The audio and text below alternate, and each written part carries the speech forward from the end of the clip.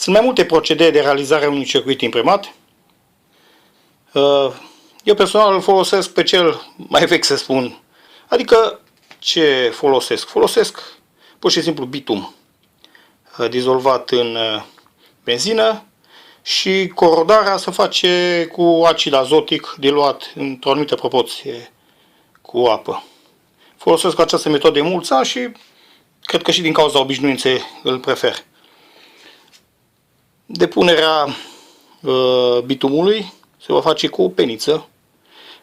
Bineînțeles, înainte se va folosi un creion să trasăm traseele pe circuit, după care, pe urma traseelor, cu bitum depunem, să spun așa, pe placa de circuit imprimat.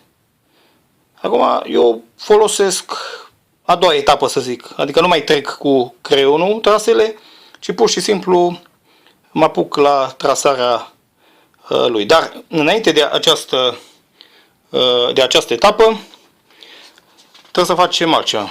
Adică, întoarcem circuitul, foaia cu circuitul așa pe spate, iar această bucată de textolid o suprapunem, după cum vedem, cu partea placată în cupru, în jos. Și acum lipim cu o bucată de scoci. După ce suprapunem atent circuitul pe foaia de hârtie, cu o bucată de scoci, o fixăm. Ok. Bun. Acum, pe cealaltă parte avem circuitul imprimat. Acum, ce vom face în continuare? Avem o suprafață plană.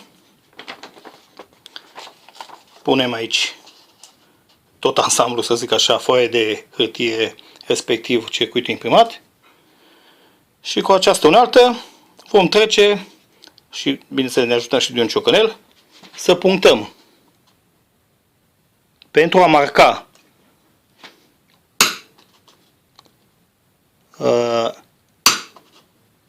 locurile în care, bineînțeles, vom da găuri circuitului imprimat, iar în zona respectivă vom monta piesele, că altfel nu avem cum. Și trecem pur și simplu la punctare, să folosesc așa termenul, circuitului imprimat.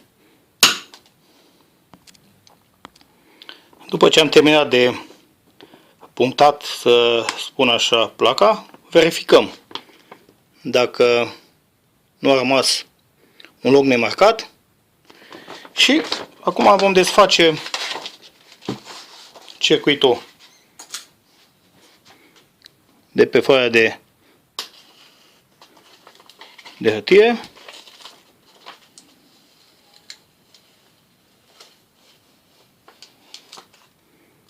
Care va arăta ceva de genul acesta. Deci astea sunt punctele care corespund traseelor circuitului unde vor fi montate piesele. Aici, dacă observăm, circuitul integrat, cel cu opini, aici conectorii, potențiometru și celelalte piese. Bun. Vom folosi un drill, o mașinuță mică de găurit. Folosesc un burghiu de 1 mm, dacă nu mă înșel. Se pot folosi și burghie mai mici în funcție și de terminalele care vor fi montate. Având în vedere că avem și potențiometri, avem și anumiți condensatori, putem să folosim, că nu nicio problemă dacă folosim ceva mai mare. Asta e o jucărie construită de mine. O voi prezenta într-un alt material, un motoraj și așa mai departe. O sursă de alimentare și cu mașinuța respectivă. Voi proceda acum la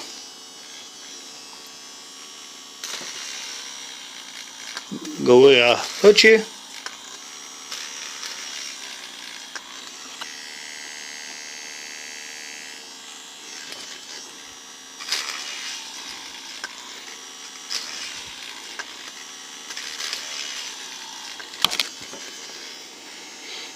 Deci, astea sunt găurile pentru potențiometru.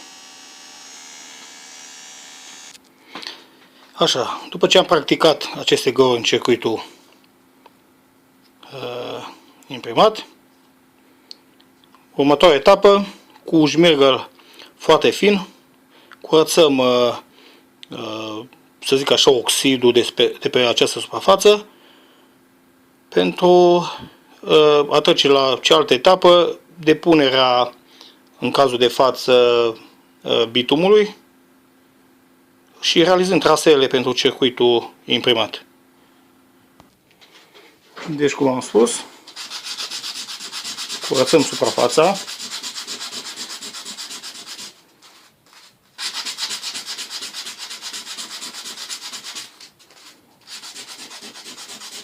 E foarte importantă această manevră, să zic așa, pentru că dacă nu executăm, e posibil în momentul în care introducem circuitul în acid,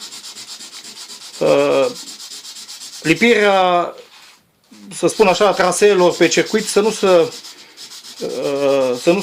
nu fie de bună calitate și dacă acidul azotic e mai concentrat, se vor dezlipi traseele respective, ceea ce duce la distrugerea circuitului imprimat, situație în care trebuie să o luăm de la zero, clar. Bun. Deci acum, după ce am lustruit, să spun, suprafața respectivă, trecem la trasarea pe circuit a traseelor unde vor fi lipite piesele, vor face legături, conexiuni, fiecare piesă cu piesă și obținem astfel montaj electronic. Ok.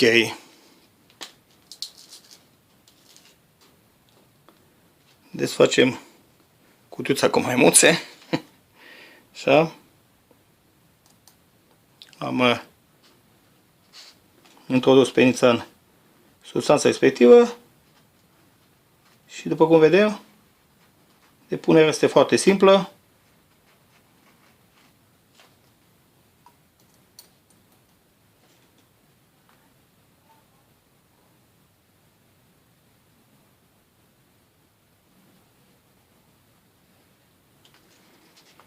Și începe să prindă contur.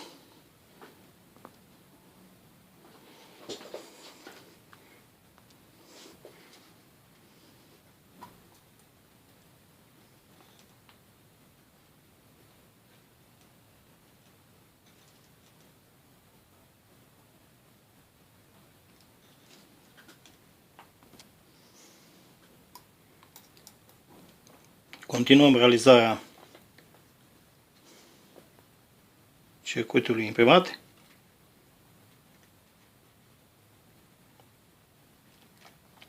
O fi metoda mai, să spun așa, arhaică, dar e la îndemâna tuturor. Nu stă prea multe tehnologii, să zic așa, pentru realizarea circuitului, adică imprimantă în cazul celor imprimate laser și așa mai departe.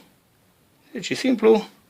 În caz de, știu, apar probleme la realizarea circuitului, se poate șterge foarte ușor părțile greșite și le reluăm. Deci nu-i mare problemă în corectarea greșelilor pe care le putem face. Ok.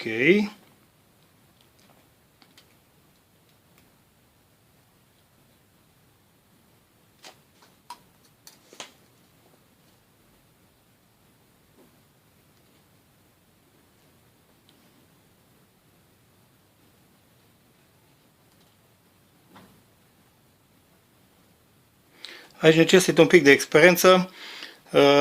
Dacă nu folosim etapa traseelor cu ajutorul unui creion pe circuit și le facem direct, să zicem, copiind de pe partea de pe hârtie, Că de multe ori, dacă nu suntem foarte atenți, s-ar putea să ducem traseul altundeva și să iese cu totul altceva, să iese un scurt în circuit. Dar nu e nicio problemă că după realizarea lui putem ușor să luăm placa, o suprapunem pe circuit și vedem prin mișcările respective dacă traseele sunt corecte sau dacă am deviat de la realizarea schemei și am făcut trasee care nu corespund în circuit.